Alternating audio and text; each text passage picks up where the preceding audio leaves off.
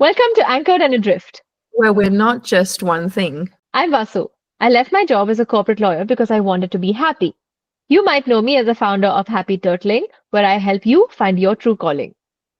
I'm Van. I left my job in financial services to become coach and feed my addiction for ideas that can change how we approach leadership and resilience. This is where we explore resilience, coaching, and sisterhood with a real, raw, and sometimes savage lens. Have you ever stopped to wonder, is your fear holding you back or pushing you forward? So today we're diving into fear.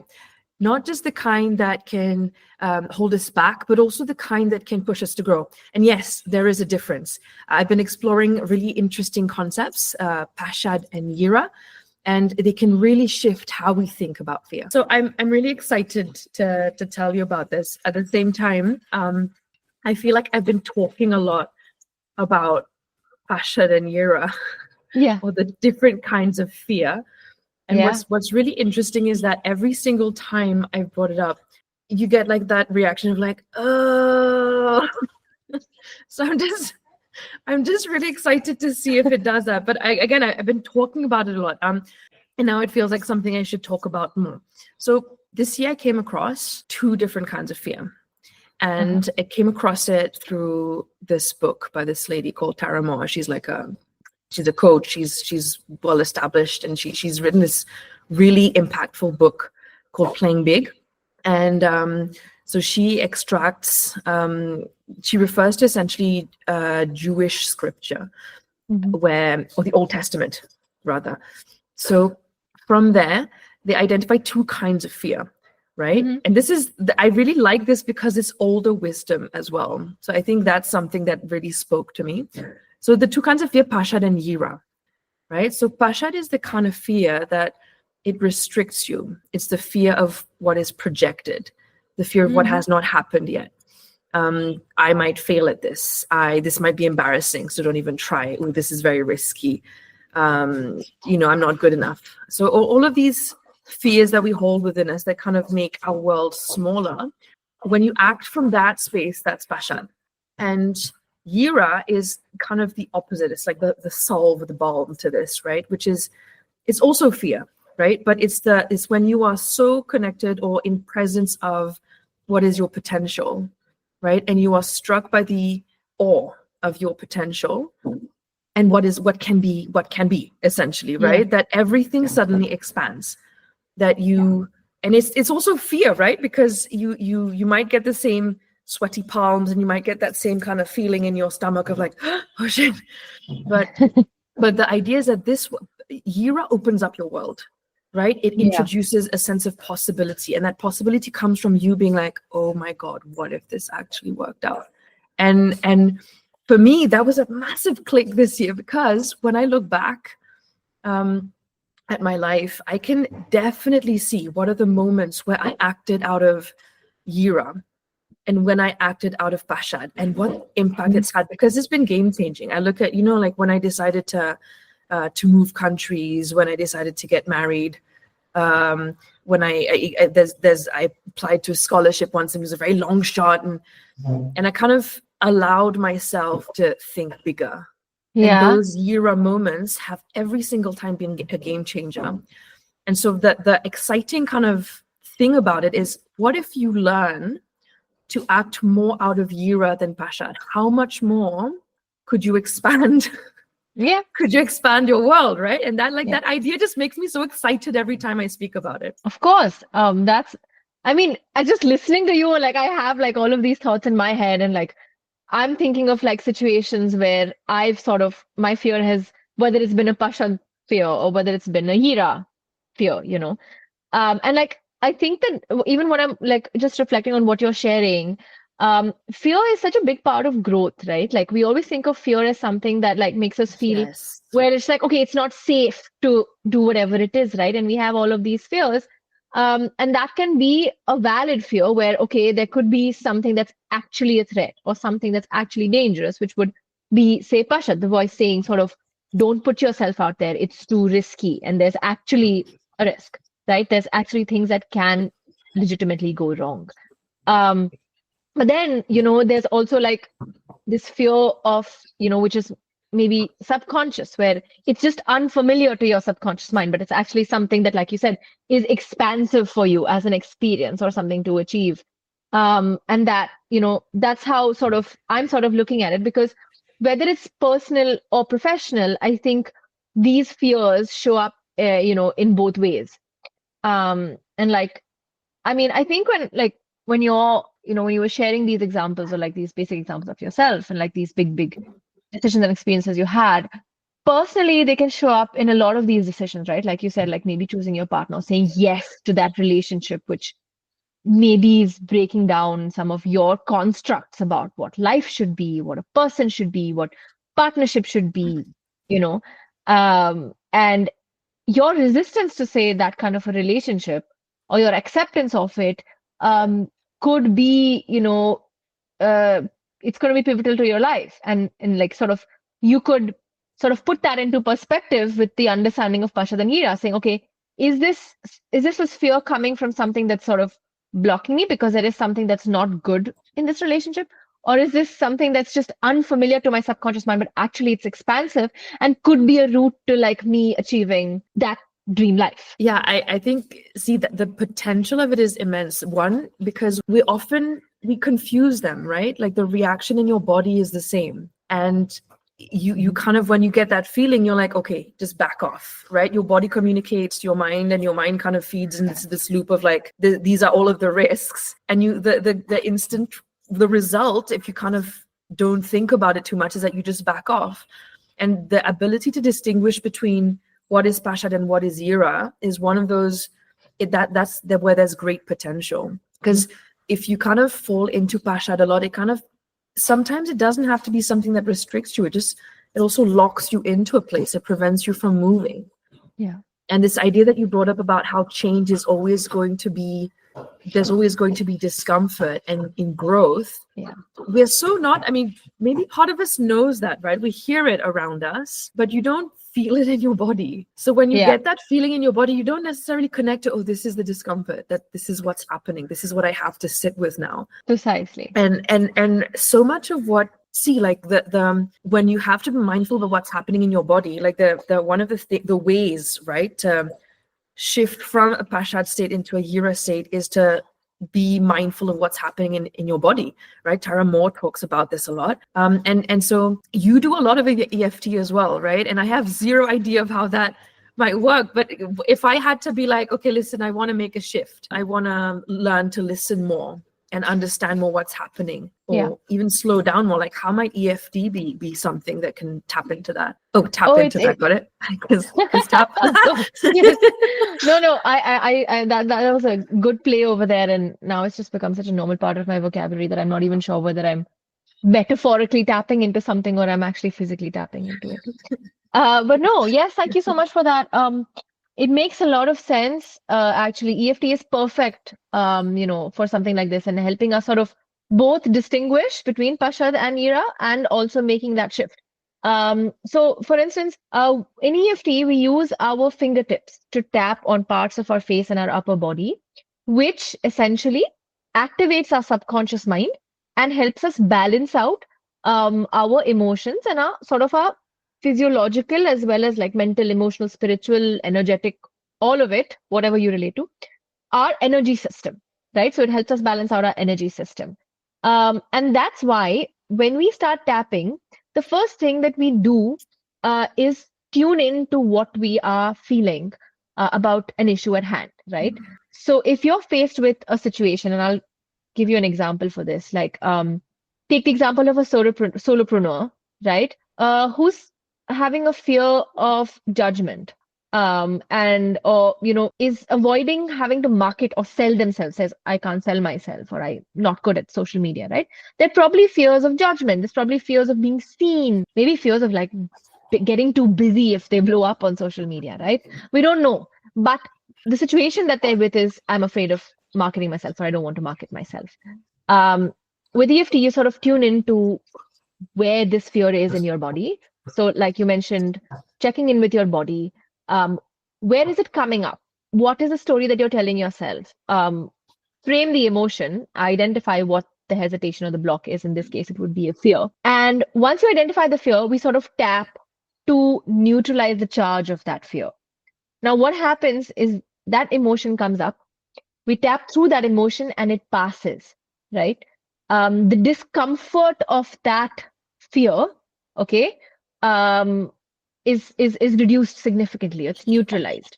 So if that was a pashad fear, or if there were any pashad fears, they get neutralized in that situation. Now, once you're in this neutral position, you have, you could say, a vacuum or an empty space to add something positive there. So it's possible to replace that with a level of excitement for what you want to do.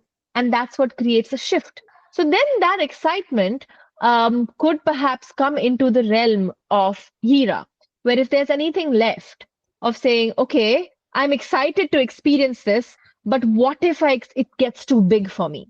You know, EFT tapping can also help you get comfortable with that expansiveness. So yeah, that's what this realm of EFT is. But I'd love to hear what you took from it and how that makes sense, or if it doesn't. No, it's great. See, the thing that is resonating with me is this idea of moving through. Because once you recognize, okay, I'm going to be uncomfortable, and maybe you reconcile with the fact that, well, okay, I'm uncomfortable right now. What do you do? Right? So moving through it is definitely one of those things where it sounds like advice that's not really advice. It's almost like the advice is don't do anything. But when you're moving through something mindfully, you really have to do that work to observe what's happening inside. And so I really like this idea of how tapping can help you get to that frame of mind. What I also really like about it is, like my whole thing is resilience, right? Is learning to sit with discomfort and training your brain to deal with what it senses as fear, right? What can translate into stress or anxiety. When you train your brain to deal with these things or to view these things differently, and you kind of go from, oh my God, to, okay, This is what's happening. This is the tool that I know that I would want to try out or use at this point. And I know that right now it doesn't feel like it, but I have to allow myself to kind of get to a different state of mind, and I have to create the state of mind, like the way that you talk to yourself, right? All of that is, there's so much data that backs up how to create that. And so much of it we just fully bypass. And so this is a great like tip of the iceberg. And I love this idea of how it can help you to create that mindset, right? And there's different ways, like you could listen to music, you could do, physical activities, some people are really into journaling, right? There's so many different techniques, but the objective is, how do I create this headspace for myself? Because that headspace is a tool. It's a bridge from anxiety or stress or limitation to expansiveness and openness and more opportunity. Okay, how long would it take if I had to do an EFT session, and from freak out to I got this? How long? Yeah, fair enough. Honestly, it really depends from person to person, case to case, because we don't know how deep the sort of the unsafe fear goes, right? It really depends on what your past experiences were, which perhaps are creating that, freak out, and that discomfort. What is your inner narrative, right? So if it's related to like a trauma or an experience that happened in the past, which was very deep, it might take us longer to neutralize it.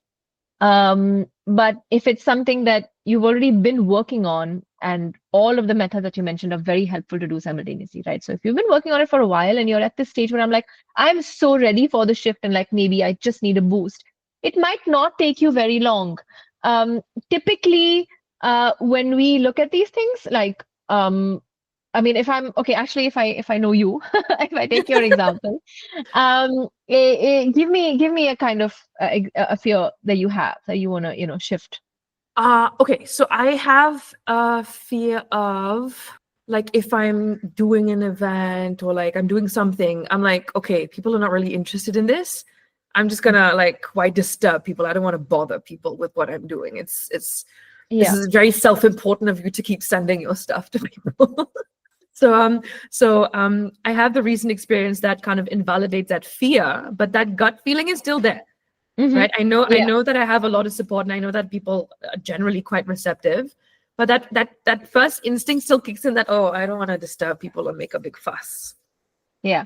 Okay, awesome. That's a great example. So when was the first time you felt this fear in your life? Yeah, so that dude. Okay, Whatever you can remember.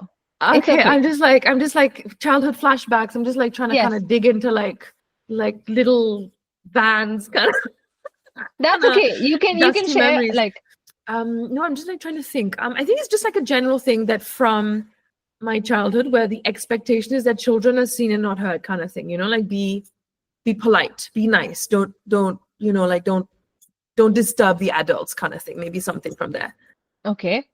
How old were you approximately when you think this concept started for you? Mm, See, I think that might have been like the tone that was set generally. So maybe I would have registered it as like as early as I'm able to kind of register a memory or a feeling. So So it's maybe 5 or 6 years old. old? Yeah, yeah. Awesome. Awesome. Okay. And just give me a rough idea. This narrative, this story that started at that very young age in your life, which has shown up recently.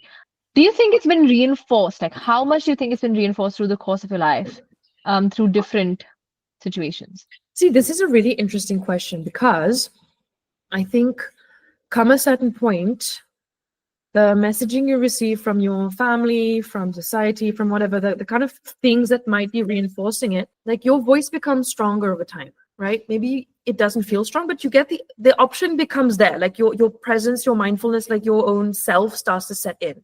Mhm. So I think there comes a point where somewhere in your teens or somewhere where you start to get to know yourself better and try and assert yourself more, you kind of implicitly start to do it to yourself. Precisely. So, my question is, um, just how many times has these kind of situations shown up in your life? How big is Countless. that? I don't think it's one of those things where you're keeping track of it actively, but you kind of, because it's kind of on loop at the back of your head every time an opportunity comes up, right?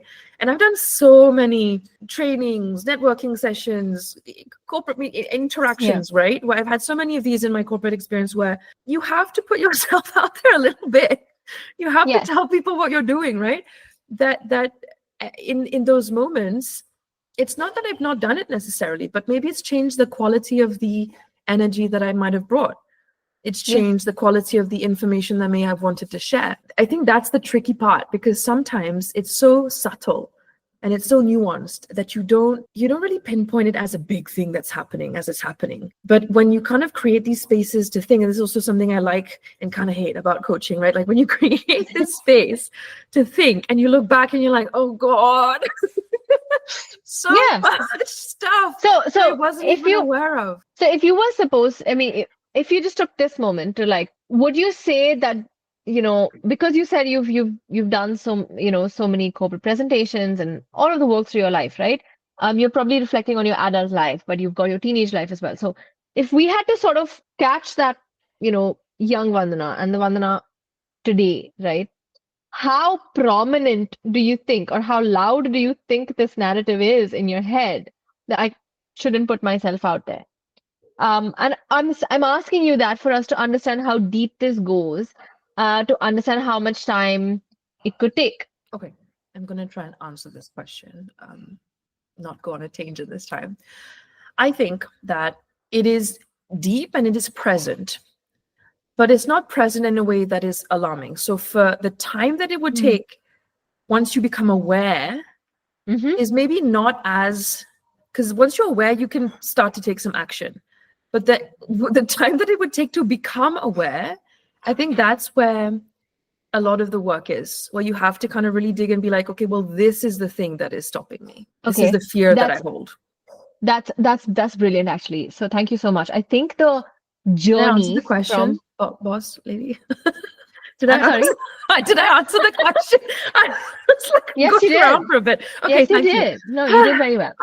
You did very well. Okay, good. Thank you. Um, Feel validated so now. always, always. So I think the journey from Pasha to Hira for you, I guess, or from to make that shift. It's interesting that you said that once you feel that you've become aware of it, you're in a position to take action, right? The way I see it as stages, right? It depends on how long it takes someone to um, come into that awareness, like you said, that, okay, this is a fear, this is a mindset that I have, that's, coming in my way and it's making me feel unsafe, at the moment. However, maybe it's not as unsafe to do that. That's perhaps the awareness, that we want to get. The journey of doing EFT to get there, I could say not too long. Could even happen in one session itself, in the beginning or first way through, halfway through. Shouldn't take too long, maximum a couple of sessions to come to that awareness that, okay, you know what, this is what's coming in my way. This is what I want to change. Taking action or being in a position to feel like you can take action is, I feel, where the meat of the work lies, right? And it really depends on the individual's mindset, individual's emotional situation, and how they feel, how equipped they feel to take that action, despite having come to that awareness. And it depends on that, the amount of support that's required with that. Yeah, no, I love that you're saying that 100%, because I also feel like I might have experienced it in terms of the work lies with figuring it out. But I 100% can see that a lot of people might already know that, like, okay, this is the thing that's blocking me. How do I actually take action on this now? And action is the thing that weighs. So if I have to summarize, right? So we know that there's Bashad and Yira, and there's two different kinds of fear. Yeah. We know that one restricts your outlook, and we know that one has the potential of opening up everything. We know that in our body, the reactions to both of these can be very similar, and so we tend to mix them up. And so creating that awareness is one of the big milestones if you're looking to make a shift. Other milestone is figuring out what is actually the fear and how does it play out in your life. Other milestone is figuring out what is the action, what is the suitable, appropriate action. And I kind of, when I talk about what is the action, I also feel part of what you're saying as well is, what you have to be willing to commit that time. That's that how much bandwidth you have to figure it out, how much bandwidth you have to put energy into, okay, I want to make the shift. A lot of that is also linked to commitment. And I think at that point, you're at a crossroads where if you have the awareness but not the commitment, you can go back into a loop and be like, oh, but like start telling yourself different stories about, like why you shouldn't, like why it's not the right time, why it's like not worth it, like all of these things, and you can kind of fall into a loop again. For sure, for sure. When you said, when you spoke about commitment, as sort of the deciding factor, I was just wondering, should we spend some time to like look at examples where people could experience Pashad and Ira in different situations, and how that can help us sort of gauge your level of commitment, or maybe, help you feel a little more committed, to making that move, either to come into the awareness of what's standing in your way, or to, take that action once you're aware of it. Okay, I'm gonna do like a coach pop quiz with you. How do you feel about it? Okay. Like I wanna run some of these scenarios past you. Okay. And I want you to kind of put your coach hat on and tell me how this might be, like how might someone want to think about it from a prompt perspective or from a journaling perspective, or like, like how could you focus on this? Like, okay. To like okay. Do the Pashad to Yira. Yeah. Okay. So for example, if you had a fear of, I'm afraid to apply for that job, one of the, the ways that you could think about is like, what are the other opportunities that would open up if you did, right? Something along those lines. So are you game? Should I launch into it? Okay.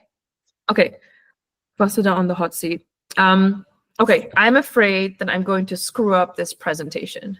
I would say, what bad thing could happen if you screw up? That was the first thing, because that's what's sort of the present narrative for you. If that's your presenting fear, that's definitely a Pashad's fear, right? And even that reflection is a Pashad reflection.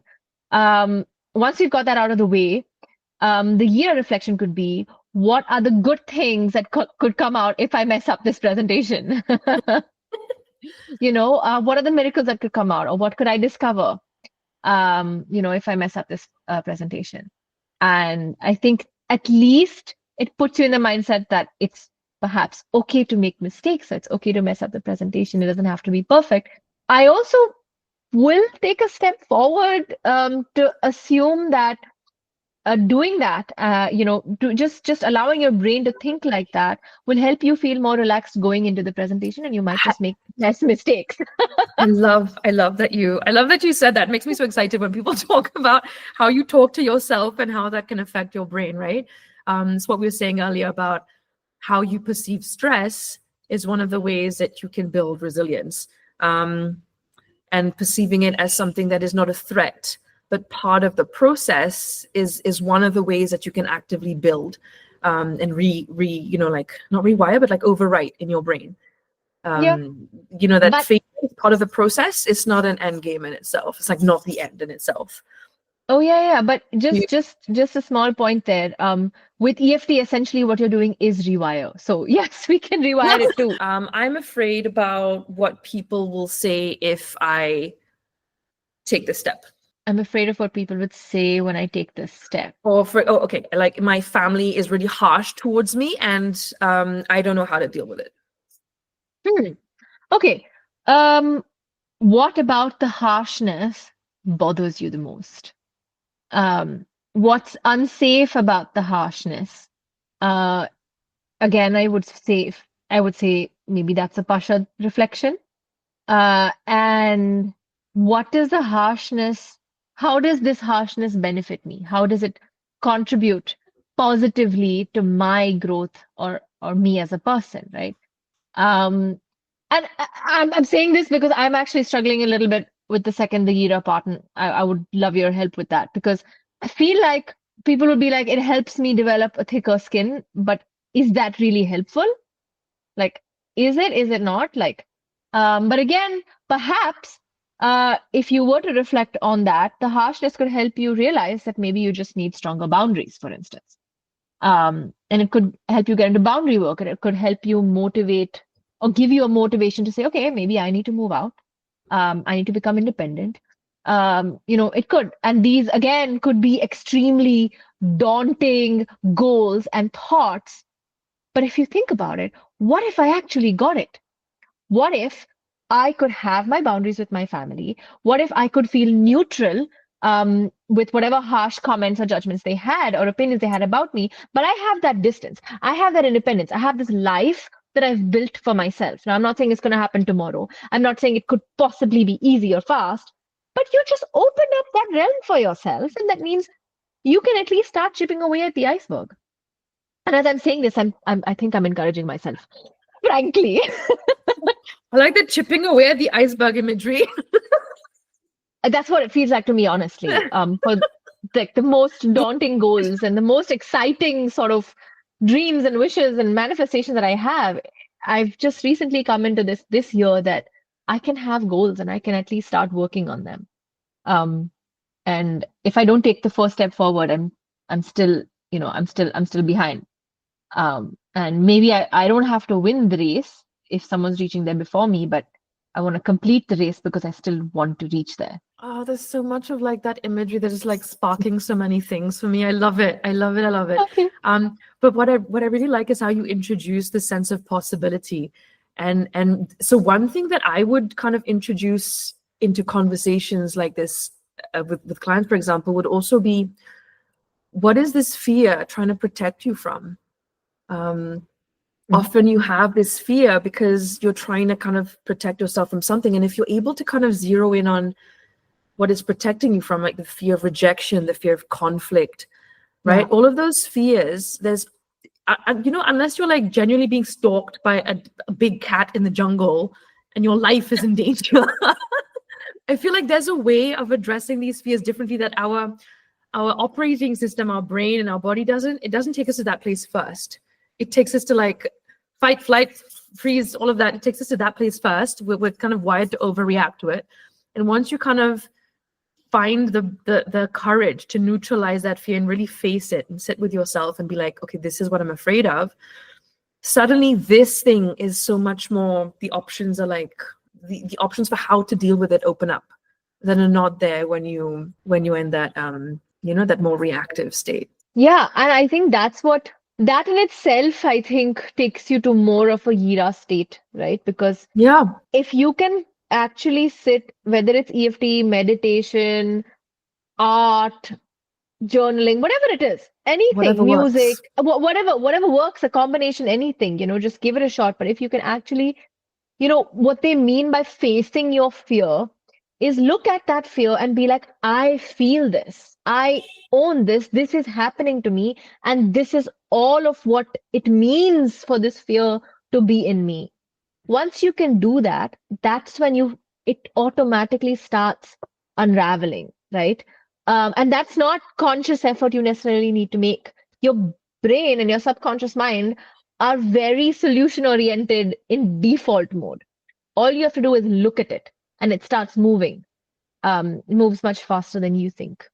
So that's how I think you already sort of set in motion your transition to Jira.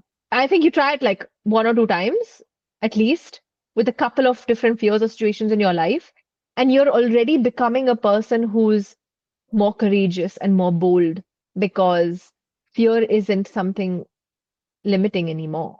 You start at least hoping that something good could come out of this fear. Yeah, I think I 100% agree with that. I think we all have to live with a degree of fear. Like there's so much conditioning, right? So it's not like we will ever be without and we will only ever be, like fully brave and fully kind of, like free from anything that is restricting us in our minds. But the idea of we are not just one thing. So if you kind of pick at your fear and you're like, okay, I feel this fear, but I also have all these other things within me that I can, like I can extract from and I can use in this situation. It's such a more hopeful kind of space to operate from of what are my options as opposed to, oh shit, the walls are closing in on me. Yeah. Oh, that's beautiful. Oh shit, the walls are closing in on me versus what are my options? Well, that's my Um, Shad. It's kind of like, like everything yeah. is becoming like more constricted. Okay. So on that note, what would you say are your top two takeaways to recap our very fruitful discussion so far? Okay, so one, Mhm. fear is not the enemy, it's a signal. Pashad shrinks us and Yura expands us, and being able to identify which is, for me, it's a game changer. And two, once you have stepped into that space where you recognize what is the fear that you're feeling, what is then the action that you can take to move from Pashad and more into Yira? Awesome. Awesome. That's super powerful. So yes, I have some reflections for our audience. And I'd love for you to check in and, of course, let us know what feels scary for you right now. And is it shrinking you or is it expanding you? If you could guarantee success in whatever you're looking at right now, what is that action you would take today? And so I also kind of want to just add to that this is both Vasudha and I a big old experiment. This is the first time that we're doing this. So we're both of us in solid Yira space right now.